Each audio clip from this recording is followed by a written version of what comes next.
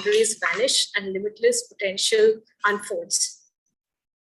So let us embark on this remarkable journey with Ameya, our beacon of limitless possibilities and knowledge. We have with us our guest speaker, Mr. Ashish Singhal.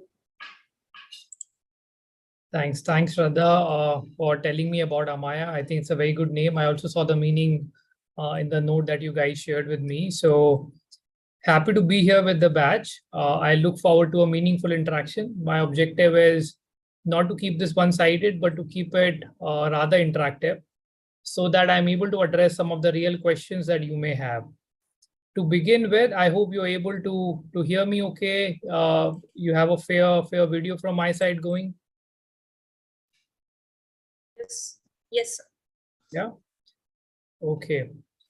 Good. So the way we are going to do this, Shraddha, are you trying to add something before I get started?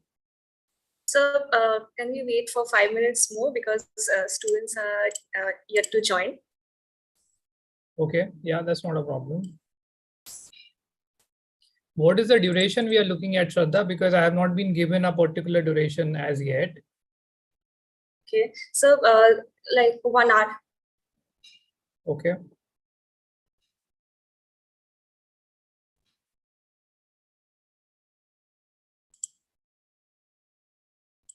So in terms of the format that we are going to follow, I have a few slides. I also, collected some questions from your side, which obviously was facilitated by your team itself. So I got a good bunch of questions, possibly around 18-20 questions is what I got. And we will take it in 2 parts. So as I start presenting, possibly the first 15 minutes of slides, then we will have one set of questions.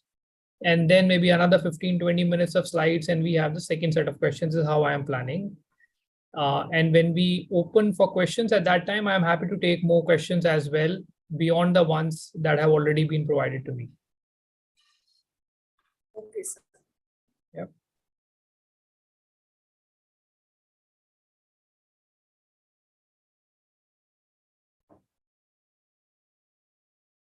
So how many students are you expecting? This is which batch, first year, second year? Tell me a little bit.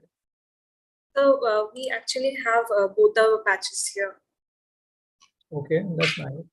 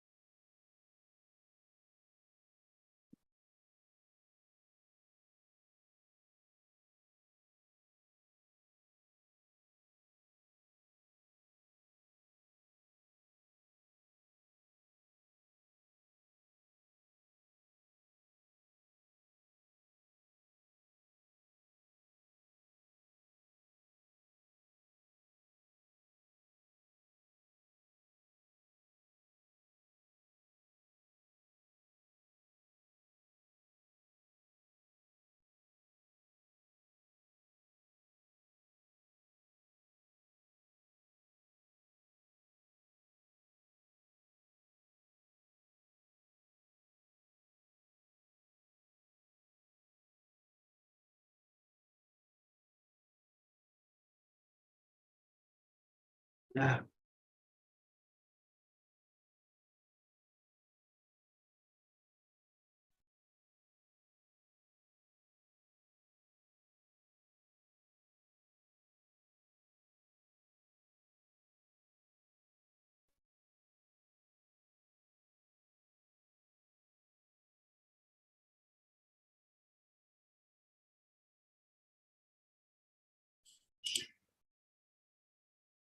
Sir, I believe most of us are here, so we can start maybe. Yeah. Okay, sounds good. So I'll just give out a brief introduction and start. So I'm honored to introduce Mr. Ashish Singhal, a distinguished professional with a decade of experience at Johnson & Johnson. Notably, he is also an esteemed alumnus of Goa Institute of Management, a testament to his commitment to academic excellence and professional growth. Currently serving as the Associate Director and Business Unit Head at Avanos Medical, a leading US-based healthcare company specializing in life-changing medical devices. Mr. Singhal brings a unique blend of education and practical experience to his role. His expertise lies in strategic planning, channel partner development, and fostering a cohesive organizational culture. He is also dedicated to market development and talent recruitment and development. Today, we have the privilege of hearing from Mr. Ashish Singhal, who will share his invaluable insights into the topic, how to be corporate ready. We are very thrilled to host you. Without a further ado, let's get started. I would like Mr. Ashish to facilitate us. Thank you, Shraddha, for the introduction. Thanks to all of you for coming up for this talk. I really look forward to the interaction on this talk today. And of course, my intent is to give you meaningful answers to the questions that you may have about this very interesting space of healthcare.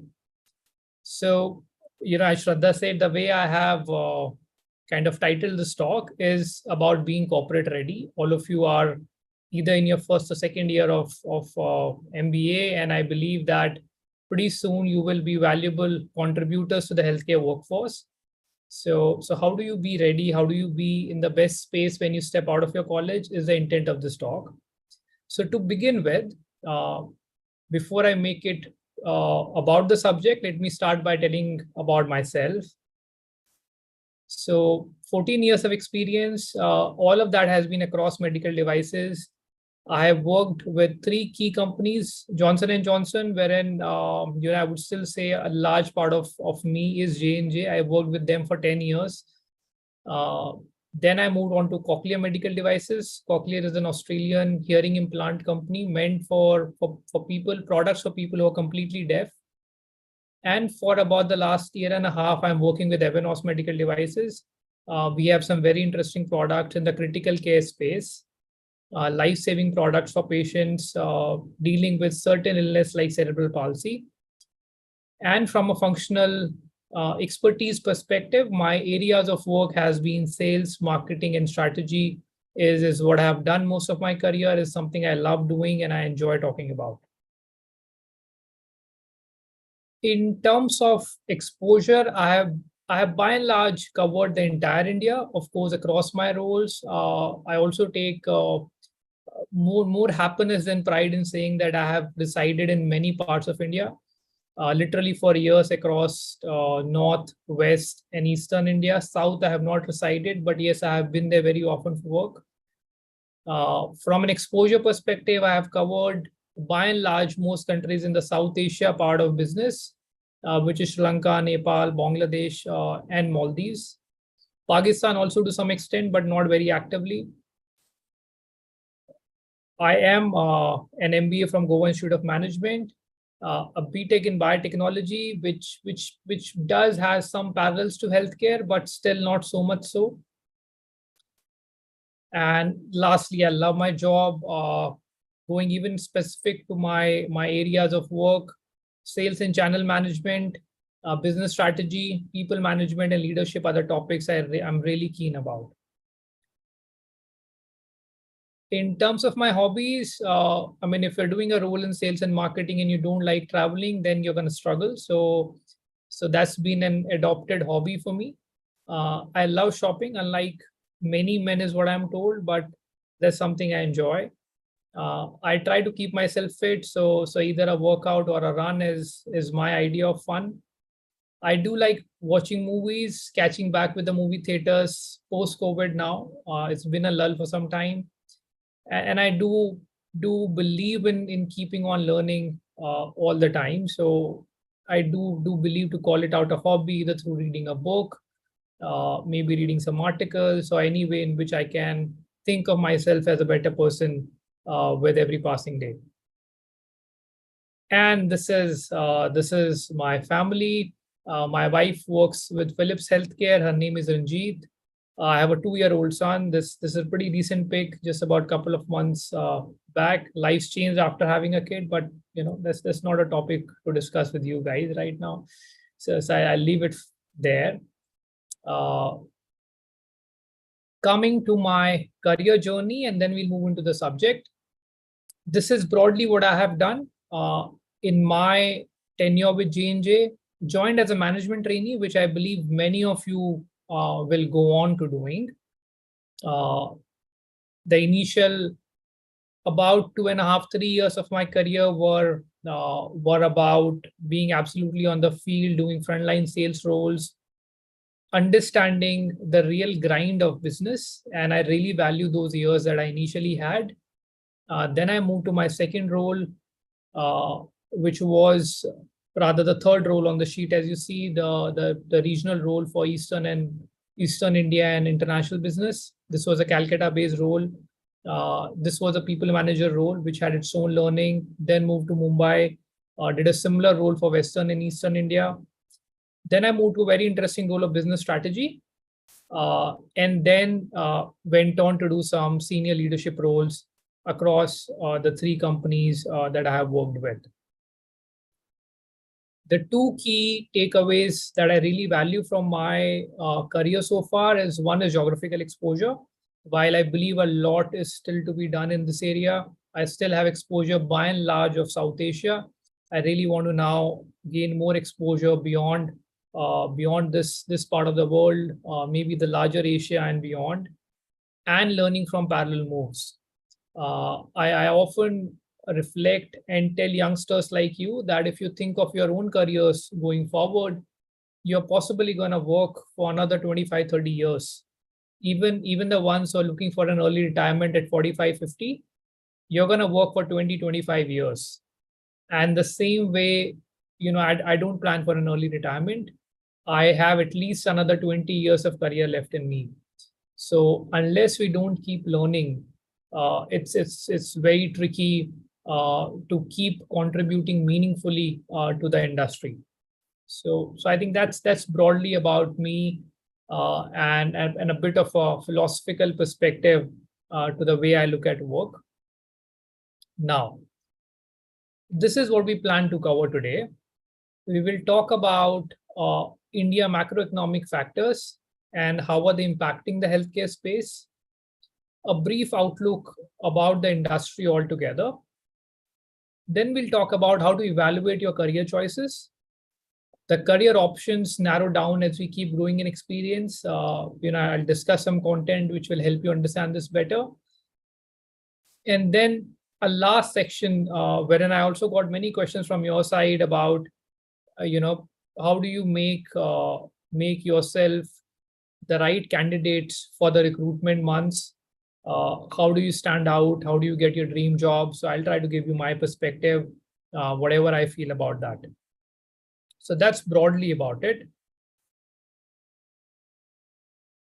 So moving on, why Indian healthcare? Now, this is where I'll start going a little slow because the slides are data heavy. So have a look at some of these numbers. So these are the GDP trends in India over the last, 8 odd years. And we have had a CAGR of almost 6.5%, which is rare for most other countries. So with this CAGR, and we have reached the 3 trillion economy landmark in terms of dollars. So we are the 5th largest economy now. The second graph that you see here is the rate at which the government expenditure as a percentage of GDP is going into healthcare.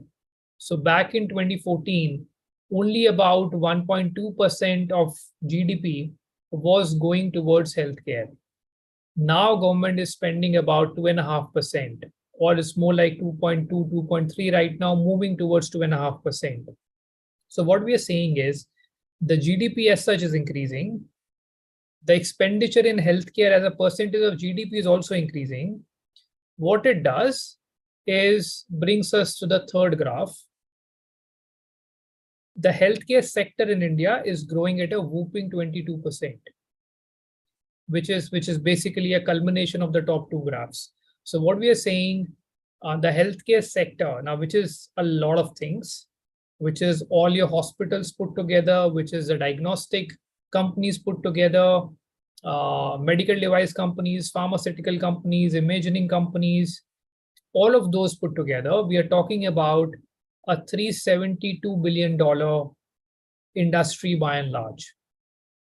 And this is expanding. As I said, this is growing at about 20% plus.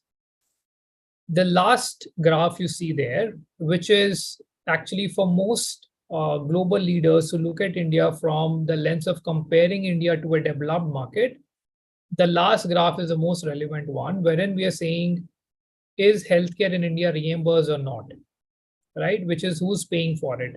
How much private insurance do we have? And we are not the best at it, but the good news is it's growing at a very rapid pace. So private insurance in India is growing at about 14% year on year. Sorry, growing at about 11%, 14% of population has access to it, is what we are saying. The amazing treatment options which are available right now, affordability is one challenge that India is trying to overcome. And as we move forward with this, as the reimbursement rates improve in India, our ability to afford as a country, ability to afford good treatments, good technologies, have better infrastructure, all of that is going to be more and more lucrative for companies who want to invest in India.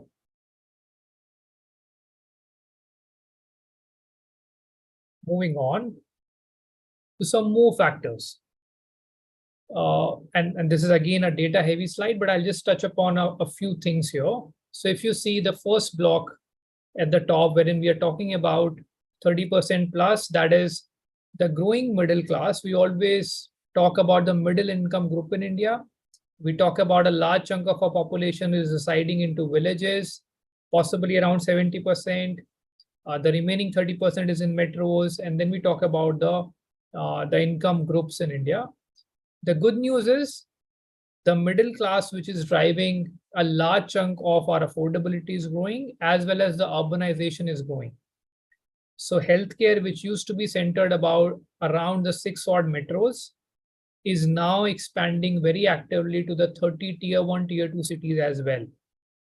So suddenly any company which is trying to expand into India is not looking at expanding to 6 or 7 metros. It is looking at how can we have reach and access to the hospitals in the 30 or tier 1, tier 2, tier 3 cities as well. So that increases opportunities for everyone. I'll talk more in the next slide about the working age populations. I'll keep this point on hold right now. More and more nuclear families are coming up, which is again an indicator of how the affordability is going up. And on the right, all the factors you see there are more related to how digital marketing is going to play a large role in the future of healthcare and the way it is going to expand. So we have more than 1 billion subscribers to mobile phones, a lot of Facebook users. I'm not aware of a single phone which does not use WhatsApp today. And a lot of our physicians, most of them are on all these mediums. Emerging trends from a policy perspective, and I got a lot of questions from your side on, what should you guys be aware of from a policy landscape perspective. These are some of the topics I would recommend you guys to read about more.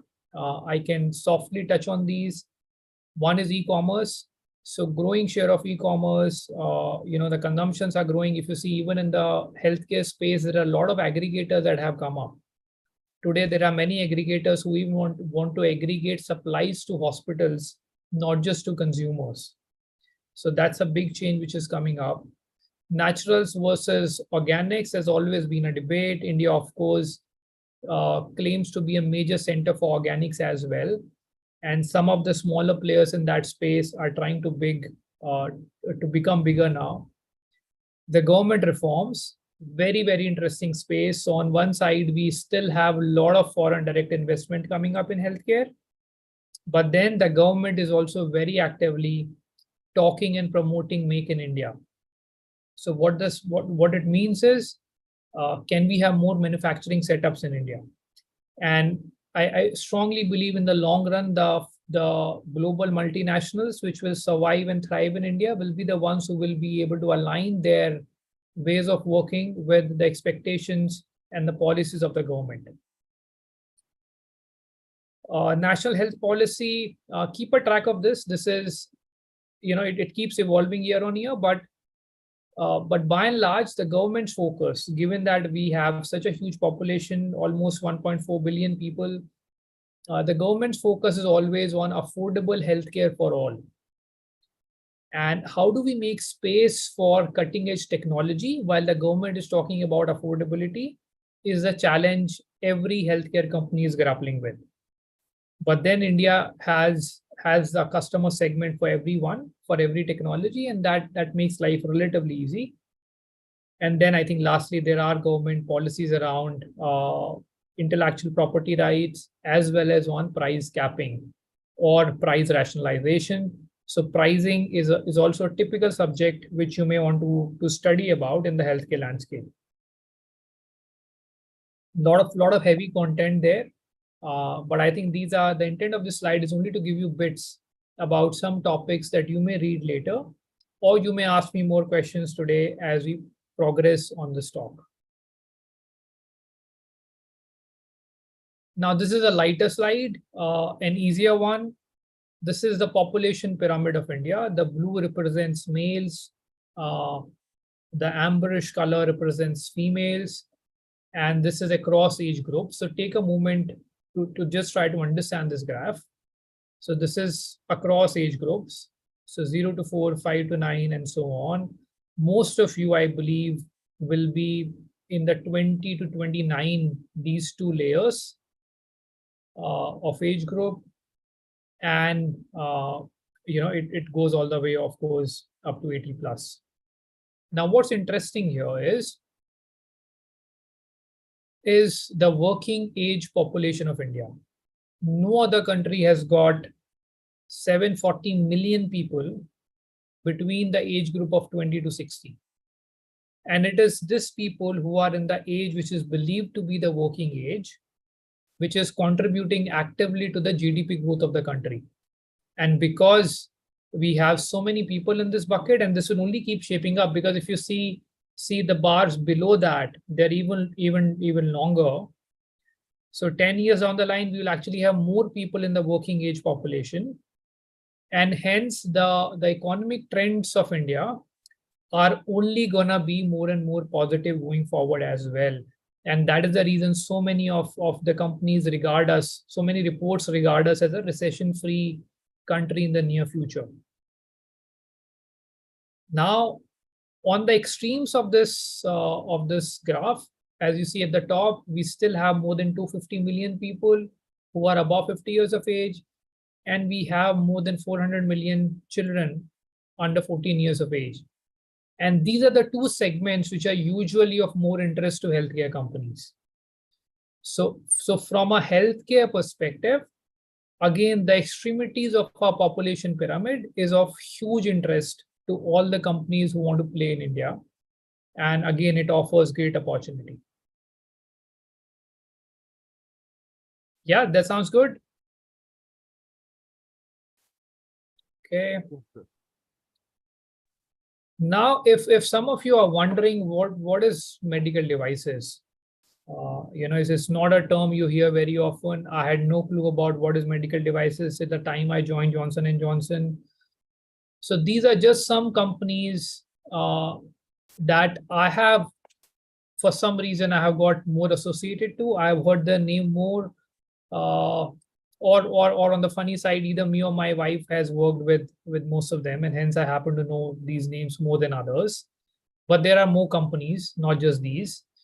These are some of the bigger players, most of them, and these are kind of products we are talking about. So, so the reason I put up the products to give you a perspective of what healthcare medical device company is selling. The first image you see there is of a suture, which is a needle and a thread. So if you see, if you get a deep cut, you in a layman language, you hear that stitches, you will get a few stitches.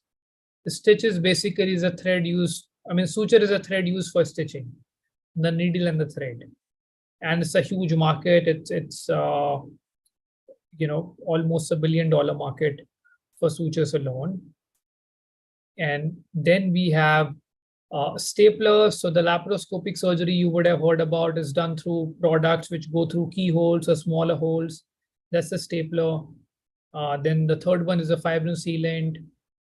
And then suddenly you see an image which is of a OT table, operation theater table, which can be maneuvered in so many ways to get the patient in the right position for a doctor to operate. Then there are OT lights used in hospitals. The next row, you see something which is the artificial knee, the knee replacement. This is the kind of a knee you get implanted with. The next one is self-explanatory. It's a broken finger, and that's a plate and a screw device to screw up the finger. Then you see a cochlear implant. Then these are heart valves, the tissue wall and the mechanical valve. I believe all of you would have studied that we have chambers in the heart separated by walls. If the valves go bad, they need to be replaced. Then I believe the most known, most familiar term is a coronary stent, because we have such huge burden of heart disease in our country. So that's the coronary stent. Then you see dental implants, and just so many of those. We have sterilizers and the robots and C-arms. So the message from this slide for you is a suture starts selling at about 100 rupees. While as you keep going up, the robotic machines are upwards of even 5, 10, 12 crores. So the paradigms within medical devices are huge. There are some volume products. There are some high value, high cost products. There are some capital equipments. There are some consumables. So there are multiple worlds within medical devices as well. So one slide about Avenos.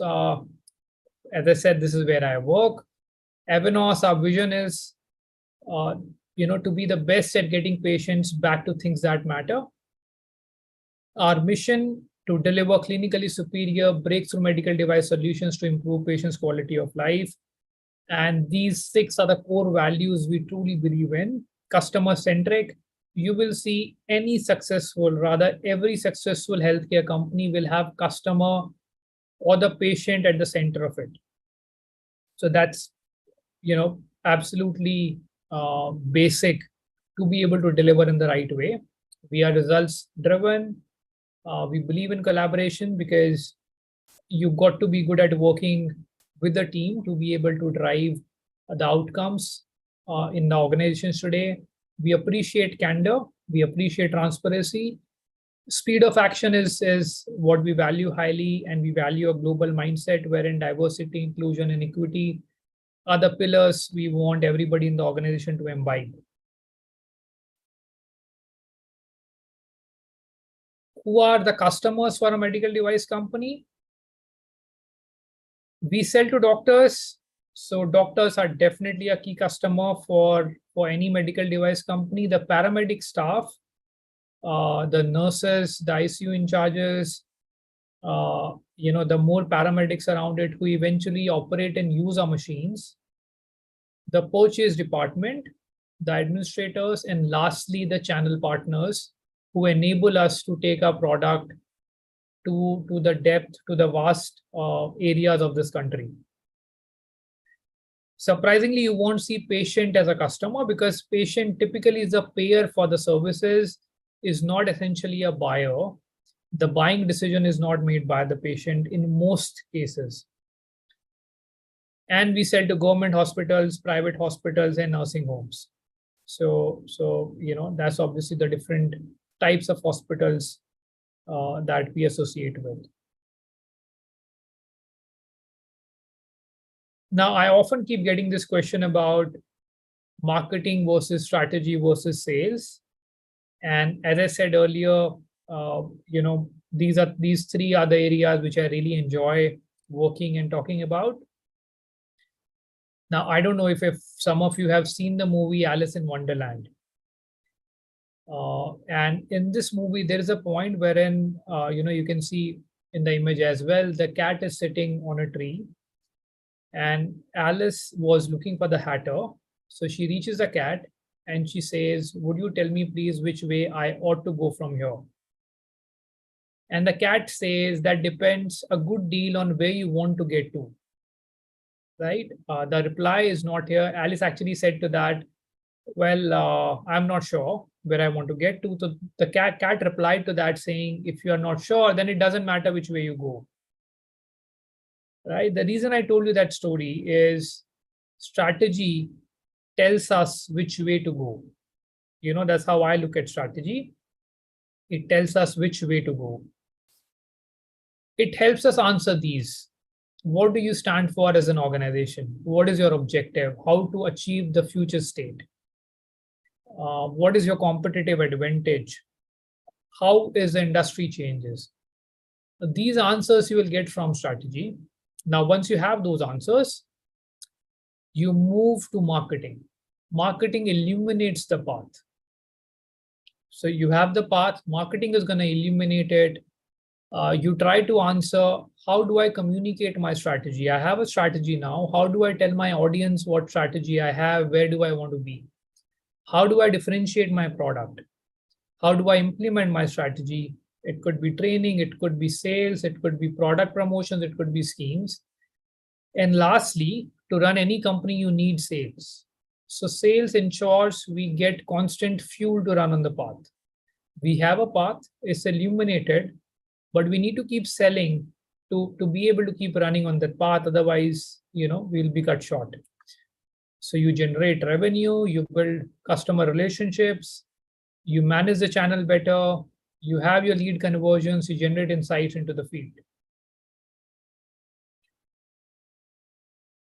Now, that's broadly the first section I wanted to talk about. These are the questions I got from you guys. So I'll keep the slide on, but I would rather start looking at your faces now. And I would request you yourself to read out the questions so that we can take this conversation further. And you can also ask me anything beyond this slide that I have covered so far. A very good morning, sir. So, sir, my question was that how has technology impacted the healthcare industry in the recent years? Okay, sorry. So, technology is changing healthcare in many, many ways. So let's start with the product level. So if you see, healthcare industry is hardly driven by research and development and evolution first from a product technology level. So we started with open surgeries. So if you go long back, 100 years back, there was no anesthesia also. Anesthesia came in. Otherwise, patients used to go through a painful surgery. Anesthesia came in, doctors were able to do pain-free surgeries. We were still doing open surgeries. Then laparoscopy came in, we started doing laparoscopic surgeries with smaller incisions. And today we have robotics. So from a technology in product perspective, it's evolving very, very aggressively. From technology as an enabler to do better in healthcare is again evolving very, very actively because, now we get to see trainings have become easier with technology. So now we have mentorship programs wherein doctors sitting out of US and Australia can train doctors in India and vice versa. through technology-driven platforms. So broadly, that's how I want to answer your question. Thank you, sir.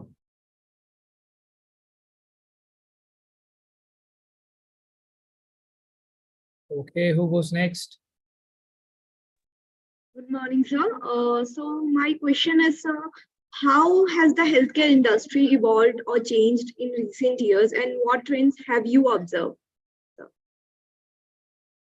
So, a part of that is product innovation, which I already spoke about.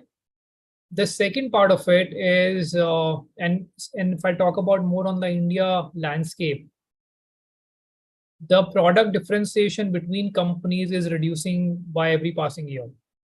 So when I started working in 2009, the product differentiation that multinational companies had, the global MNCs had, the perceived quality was very high compared to Indian manufacturers. Over the years, the quality of manufacturing in India has significantly evolved, and hence the competition has evolved as well. So that's a big one. The second trend, which is very interesting, is how I spoke about healthcare is expanding to the tier 2 and tier 3 markets as well. So if you think of your own families, or if you talk to people in your own family, if somebody needed a heart surgery, even 10 to 12 years back, they used to run to the nearest metro they had. Most of them will want to go to Delhi, Mumbai, Calcutta, Chennai, Bangalore. Now, by and large, 70% families are very comfortable to get a heart surgery in their own city, as long as they're they're in the tier 2 city. So that's another trend which is coming up very strongly. Thank you, sir. Thank you. Good morning, sir. Yes. Yes, Sir, I have a question. Yeah, sir. In a healthcare sector, there's an emerging trend called genetics reengineering, and there are also people worry about the ethics. So I just want to know the brief what actually genetic reengineering is, and why people are worried about the ethics in genetic reengineering. So genetic reengineering is not exactly a medical device subject per se, but I would rather take it under the broader umbrella of genetic research. Right? Now, any research that we try to do has got huge implications. The implications could be positive as well as negative. I often give this example of, I can hold a pen to write, and I can also hold a pen to snip someone's face. So something as simple as a pen, which has been with us ever since we started crawling, can also be used for something destructive. So the moment you talk about domains of science, which are going to have a significant impact on mankind, there will always be two schools of thought around it. Same with genetic engineering, and often and not, genetic engineering is referred to with cloning. So I'm not sure if having a clone of each one of us will help our chances of success or will deter our chances of success. Right? You may have 100 Elon Musk walking around, and it may just make the world more competitive. It may make the world better as well, but it may make it more competitive as well. And hence there will always be debate. So yeah, I'm not sure I'm able to answer that, but that's broadly how I think of it. Okay, sir. Thank you. Yeah. Good morning, sir. Yes. Aman. Sir, Yeah. sir, as we know that we are known as the pharmacy of the world. So my question is, can you share your insights regarding medical tourism in India and how big it is, and what can be the key challenges for India to have medical infrastructure, and how it will overcome such? Yeah. I think that's a great question. So medical tourism is shaping up in an amazing way in India. I was actually checking a report only today morning on medical tourism. And I would recommend all of you to read this report. This is not just about medical tourism. This is a report by Niti Aayog on healthcare in India. And medical tourism is a section in that report. And this report was made in 2021. So the data it had on medical tourism was pre-COVID. So in 2019, roughly 7 lakh patients came in India for medical tourism. That was the number of visas which were issued for medical tourism. And this is growing at a very, very rapid rate. The reason for that is India offers the most affordable yet quality healthcare solutions. So and this report will tell you more. It has got every category. But if you see, for example, something like a knee replacement surgery, or rather, let's take a cardiac surgery. A cardiac surgery in India, a cardiac bypass is by and large costed around $8,000, which is roughly 5.5 to 6 lakh Indian rupees. Most other countries, even the ones who are known for medical tourism, the cost of the same treatment is at least 50% more. So if a patient has to anyway step out of their own country and go to another country to get treatment, India is definitely a very promising option. Yeah, Aman, that sounds okay? Okay, sir. Thank you, sir. Yes, sir. Good morning, sir. Yes, Parthiv.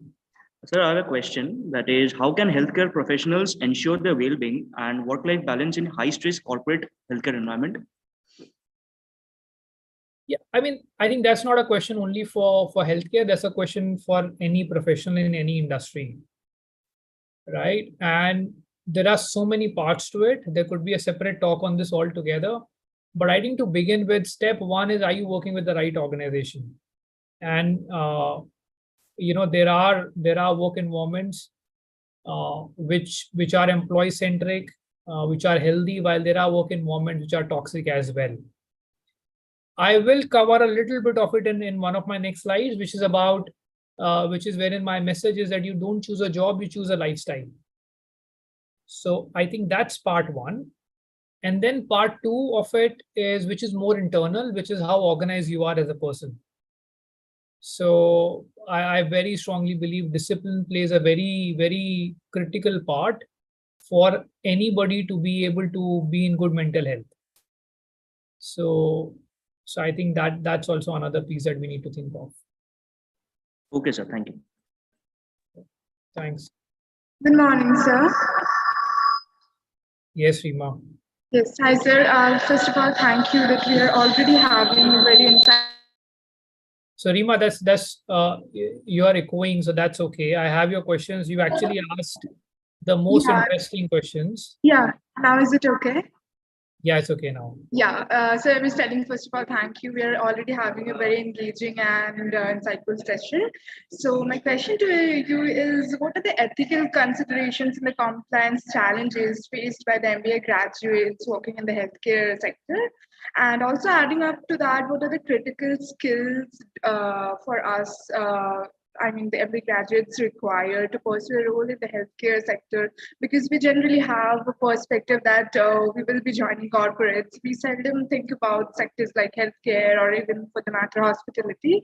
So I would like to know your perspective about that. Yeah.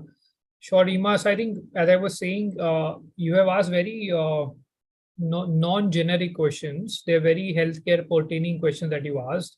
Right. Let me try to answer the first one. So yes, what differentiates healthcare from some of the other sectors, that this is a highly regulated sector. You can't do marketing the way you do, in some of the other industries. You cannot have advertising around your products. You can only talk about the categories. So there are norms around the sector. So the answer to your first question, which is around compliance and ethics, it starts by being very aware of what are the norms. Right.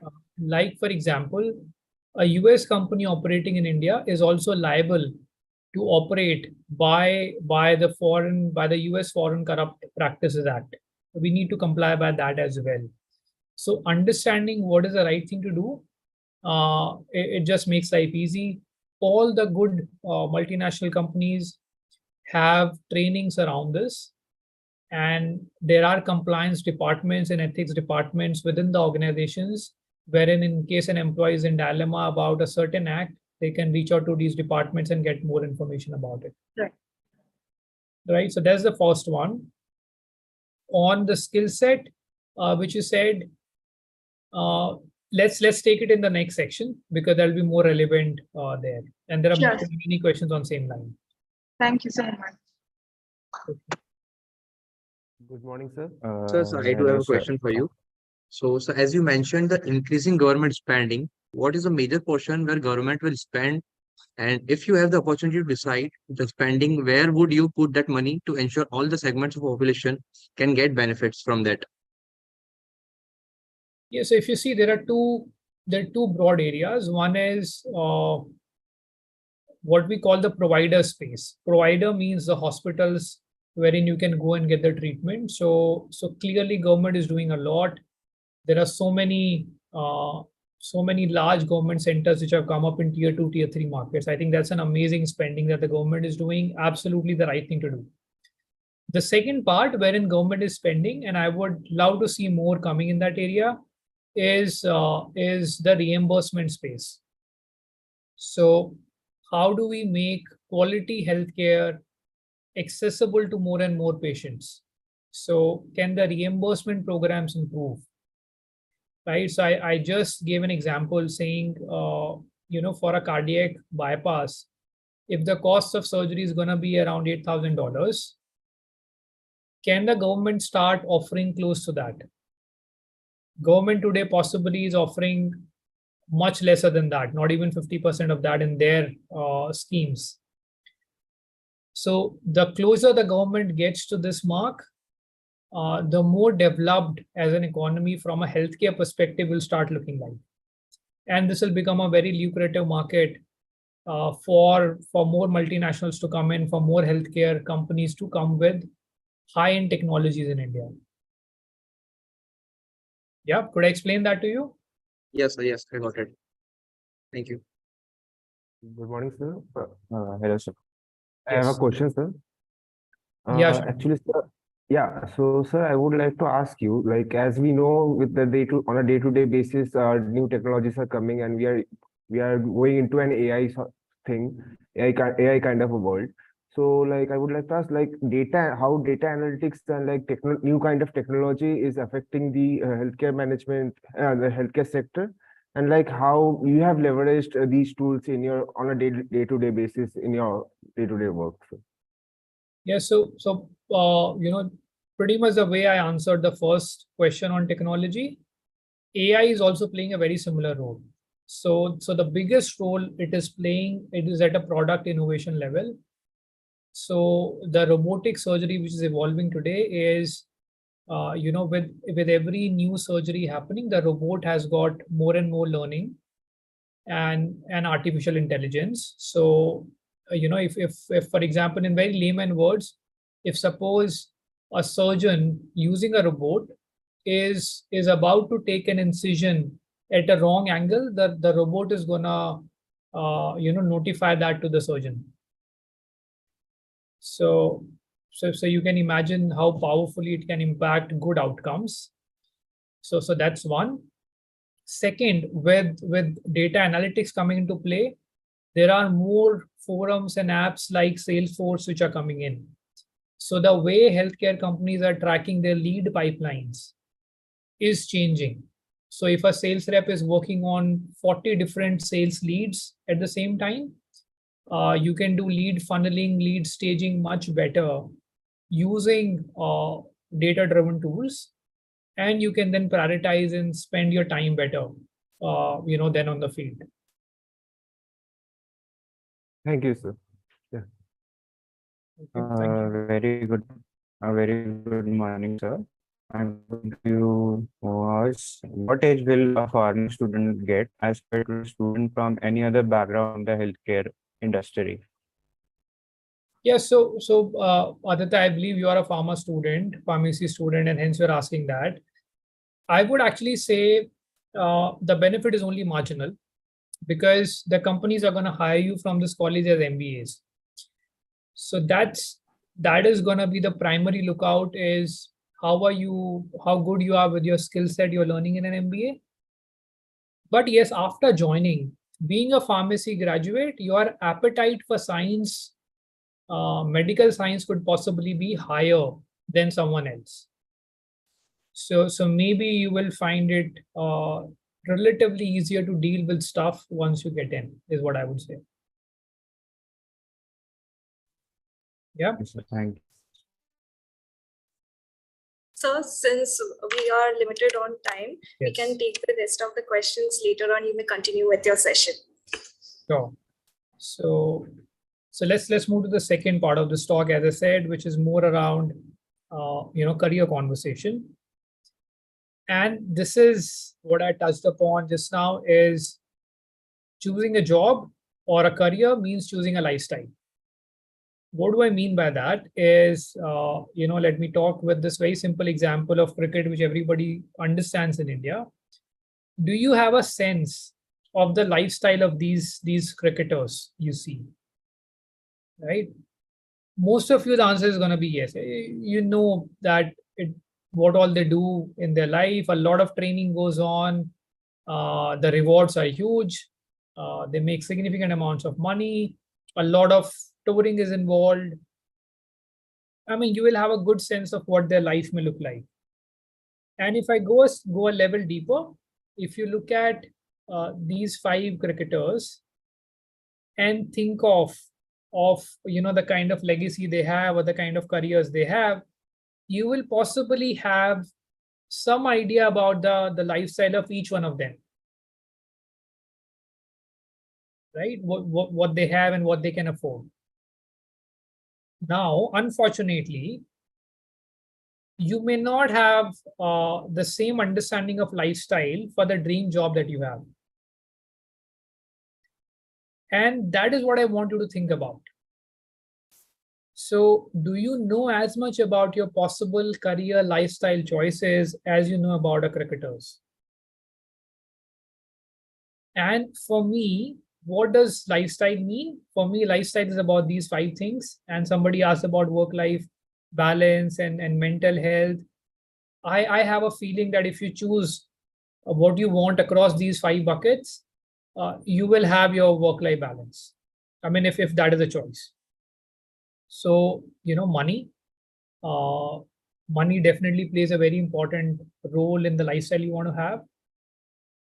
Where do you live? Which kind of city do you want to live into? I mean, there are times we go to holidays on mountains and hills and very serene, peaceful places.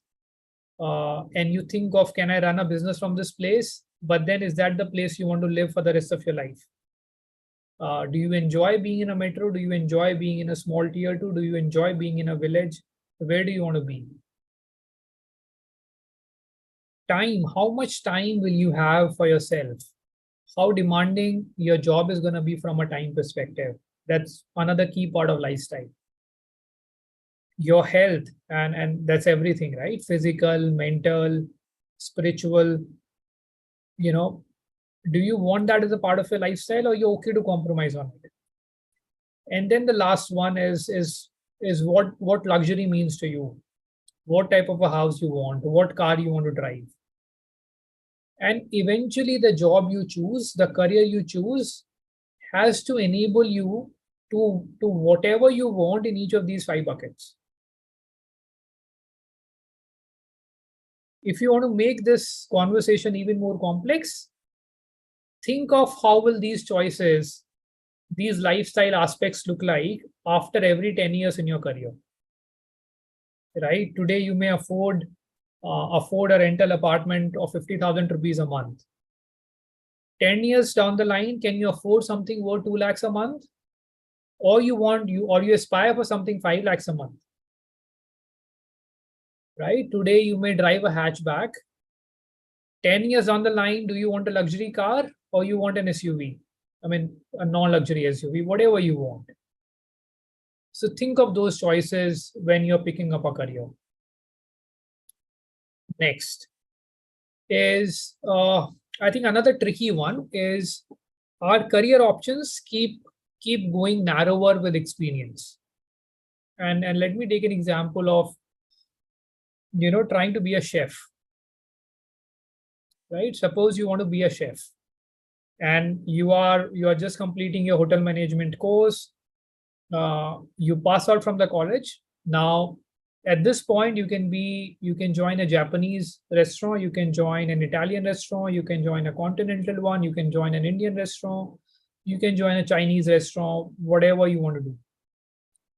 10 years after doing that, switching from a Japanese to a North Indian restaurant is going to be crazy tough. Right? So today, sitting in your campus, you may be equally employable across automobile, across healthcare, telecom, BFSI, FMCG, whatever industry you want. 10 years down the line, the industry will label you as one of their own. So it's going to be tough. And hence, the reason I'm giving you this message is, while you will only learn once you get into industry, try to see if you are someone very particular about a choice of industry, or at least eliminate where you don't want to be. Right? Pick up the relevant industries you want to play in.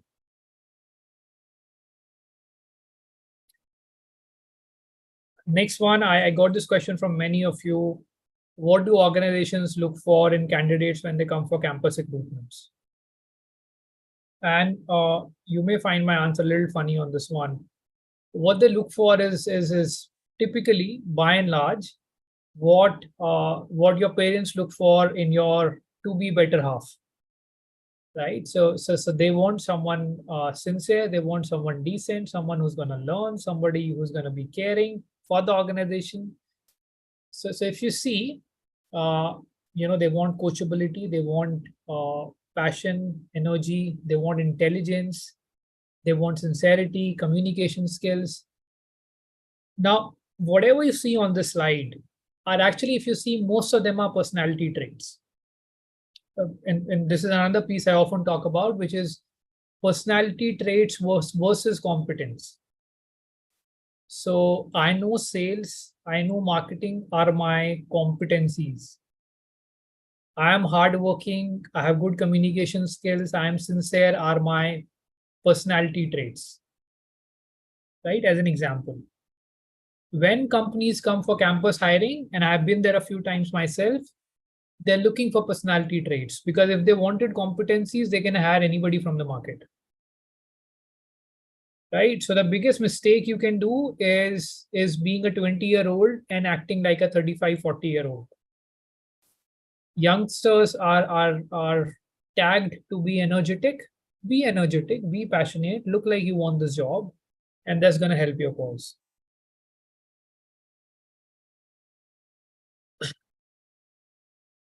How to prepare for a job interview? In my opinion, there is just so much content available online today that it is important to be prepared. Know about the organization, about the industry dynamics, try to do a SWOT analysis of the industry. What is expected of the job role? Try to see if you get a job description. You may not always get it in a campus placement situation. Why do you want to join them? This is usually the biggest question you need to answer to yourself is, why do I want this job? Do I see meaning in the work they do? Am I going to enjoy doing this? Am I joining this only for money? Ideally, your objectives should be beyond materialistic. That's going to help. And what is your larger goal? How does the job align with it? Are you a good choice? Why are you a good choice for the role? Which is again a question that most interviewers will ask you. Now, this is one of my favorite pieces to discuss on the campus interactions I have. What do you think is the biggest challenge of campus interviews? Any takers for this? Anybody wants to type the answer in the chat? I'm happy to hear from you. What do you think is the biggest challenge of campus interviews? or a campus recruitment process? Yes, Manya. Dr. Manya, I must say. Okay, she came on mic and then went away. Okay. Anybody wants to give it a try?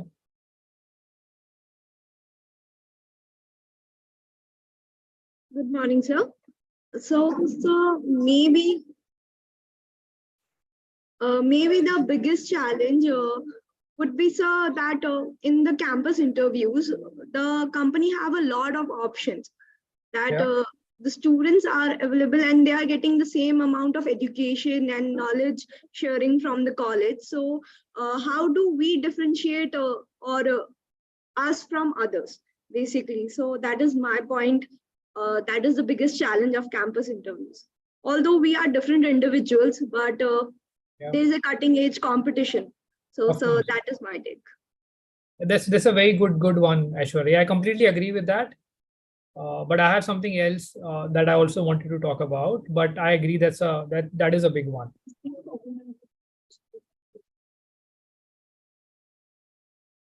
Okay, so let me put up what I have here. In my opinion, what I've seen, the biggest challenge is how to overcome failure. See, the first company, and I don't know your batch size, but the first company is only going to hire 3 or 4 people. Everybody else will feel rejected. The second company will do the same. The third will do the same. 5 companies down, you may have 15 happy students and you may have 100 unhappy students. And you may feel rejected. The biggest challenge is how do you go with the same energy in the 6th interview with which you went for the first one.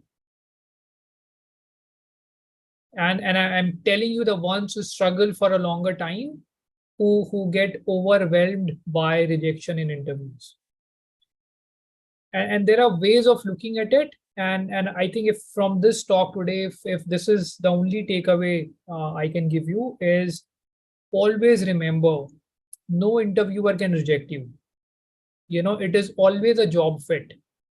They're looking for a certain job fit, and maybe you're not the job fit, and hence you don't get the job and somebody else does. Right? So don't look at it as a rejection.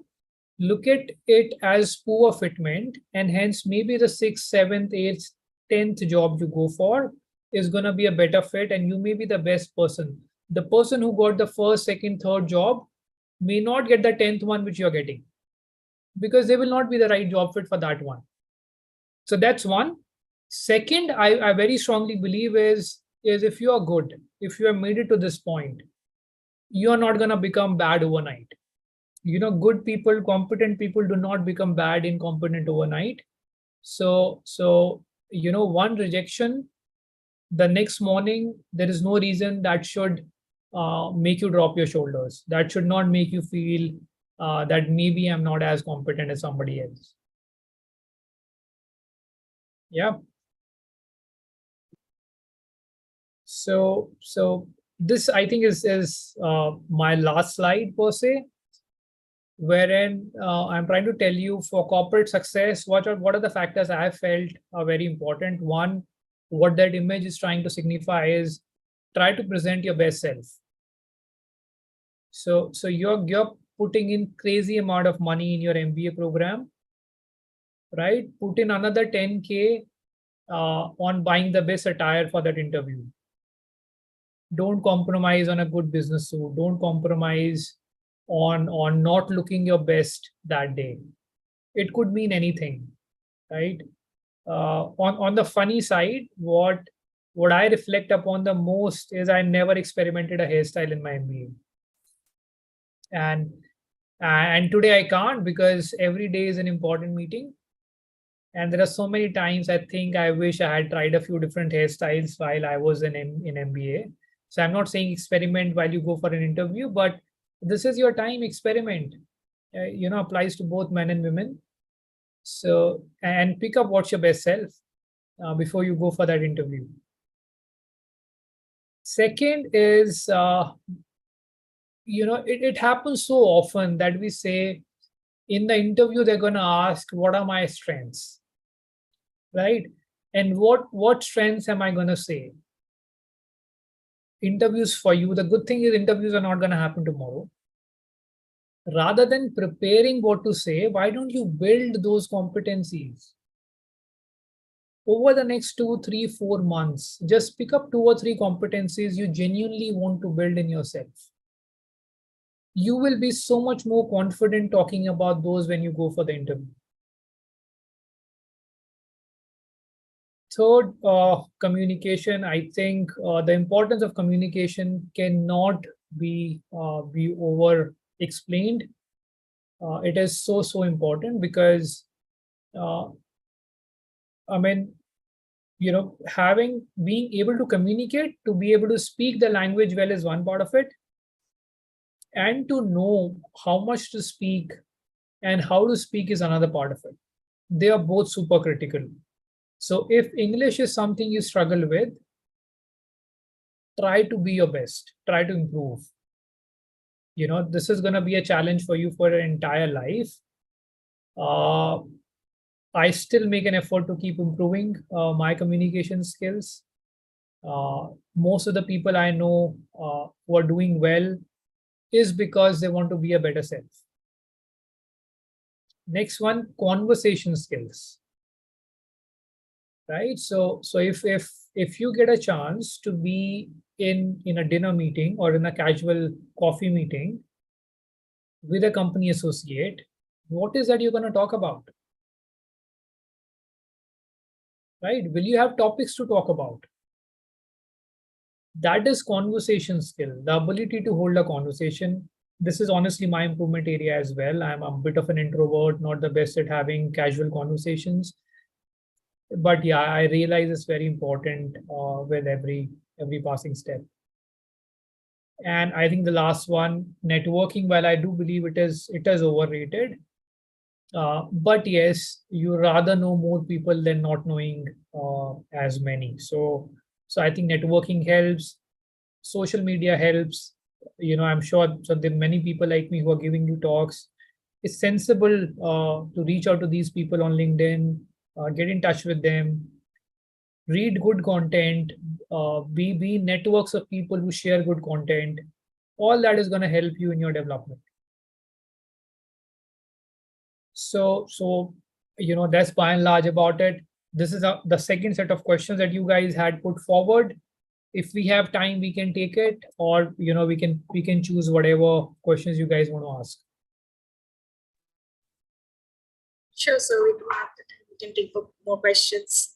If anyone has any questions, please go ahead.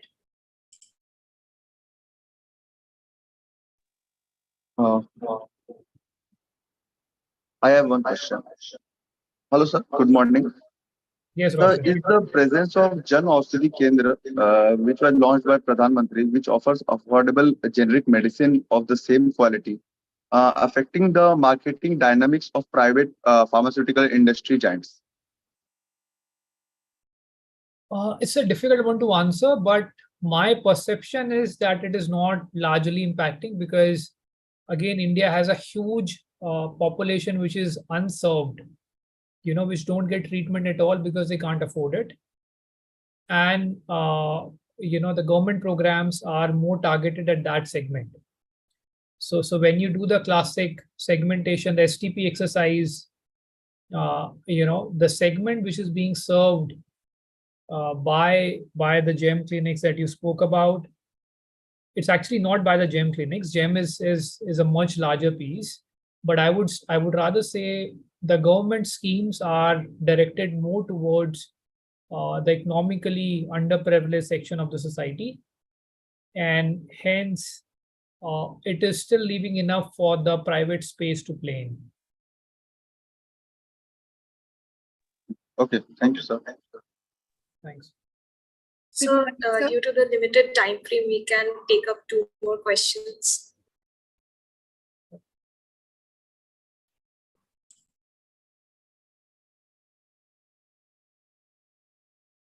So I had to ask you, what are the most important leadership skills and qualities that healthcare professionals should cultivate to excel in corporate healthcare roles? Yeah, see, that's a good one. And we often use leadership, associate leadership to someone who's in a senior role. And I do agree. I think largely leadership means that. So as a professional, I think to begin with, one thing you can't take away is from today's work environment is ability to work in teams. So collaborative nature is super important. You have to work as a team and be comfortable sharing credit of success. That's one. Second, willing to gain more knowledge, and then implement it on yourself, the way you conduct yourself. So I mean, another interesting one, I often talk about knowledge versus intelligence versus wisdom, right? So knowledge is about how much you know about the industry, or knowledge is your appetite to consume information, and wisdom is your ability to use that knowledge into application. So I think knowledge and wisdom also play a key role in your success as a professional and as a leader going forward. And I think the last one I would say is ability to deal with people, or being people centric. So as a leader, what is most important for me is to ensure my team members are enabled through the resources in the organization, and they're in a good mental space. So I think those are the key ones. There could be many, but yeah, these three come to my mind right now. Thank you, sir. Yes. Hello, sir. Good morning. Yes, Dr. Manya. Sorry for the inconvenience before. So as we were talking about the challenges that are faced during the interviews, I wanted to ask you something regarding the switch in the sector we make. Since I'm from a healthcare background and I want to go for marketing. So I believe this is the biggest challenge I face in the interviews while convincing the interviewer. And same goes for the other people who wants to actually switch from a certain sector to other. So how do they go about their profile? So what's your graduation, Dr. Manya? So I'm a dentist. I've done bachelor's of dental surgery. Yeah. So see, at this point, because you have gone for an MBA education, actually healthcare companies will really be welcoming to you. Because in healthcare jobs, someone who's a doctor, because our customers are doctors, someone who's a doctor is able to understand and have a more meaningful conversation with a doctor. So I would say at this stage, you will not face so many challenges getting into marketing, because you have taken a professional education in marketing now. And there are many roles which will open up for you, even in terms of professional education beyond marketing, if you take up a healthcare career. But the generic question you asked me in terms of changing domains or changing industries, see, going forward is going to be very difficult because the world is very competitive. So if you have done marketing for 5 years and then suddenly you feel that, can I start doing HR or can I start doing finance? That's not going to happen, because for an HR opening, there are people with 5 years of experience in HR who are applying for that. So why will someone take you? Similarly, for industry, if I try to apply for telecom today or for automobiles today, suddenly I'm competing with people who have 10 plus years of experience of those sectors. So there are aberrations wherein people switch industries, but that's not the norm. Also you will always be way more competent in your own industry. Like I feel at home in healthcare. So taking up a new healthcare job is going to be relatively easy for me than getting into something which I'm not aware of. Right. Sir. Yeah. Right. So I guess that's all the questions we could accommodate. I'll just leave you with this last slide. This is, the man on the screen, his name is Harvey Specter in one of the shows called as Suits. So if there is one TV series I can recommend to you is Suits. Super amazing. So, I mean, that's the one liner from there saying anybody can do my job, but no one can be me. And I think being authentic, valuing your authenticity, being your best self is the secret sauce of being a long-term successful professional is what I'll say. Yep. So with that, I'll stop sharing my screen. I'll take a final look to all your lovely faces. And if there is nothing more, I'm happy to say goodbye and wish you a great day. Thank you so much, sir. That was indeed a very insightful and interactive session. And before we conclude, I want to express our sincere appreciation to Mr. Ashish Singhal for his generous contribution of knowledge and insights during this seminar. Mr. Ashish, your expertise and experience have been invaluable to all of us. Your talk has provided us with a practical advice and a deeper understanding of what it takes to succeed in the corporate world. And thank you, sir, for taking the time to share your wisdom with us. It has been a truly insightful session, and we are grateful for the opportunity to learn from you. Your presence here has made a significant impact on our understanding of corporate readiness. We look forward to applying the insights that you have shared, and we hope to have the privilege of hosting you again in the future. And once more, thank you, Mr. Ashish Singhal, for a wonderful session. Thank you. Thanks, Shraddha. Thanks, everyone. Please feel free to reach out to me on LinkedIn. I'm happy to connect to you guys, and I can take up any personal questions as well if you have. I wish you the very best for whatever you chase next, whether it is summer placement or final placement. Be your best self, and success will come your way, guys. Have a good time. Bye-bye. Thank you so much. Thank you so much, sir. Thank you, sir. Yes, sir.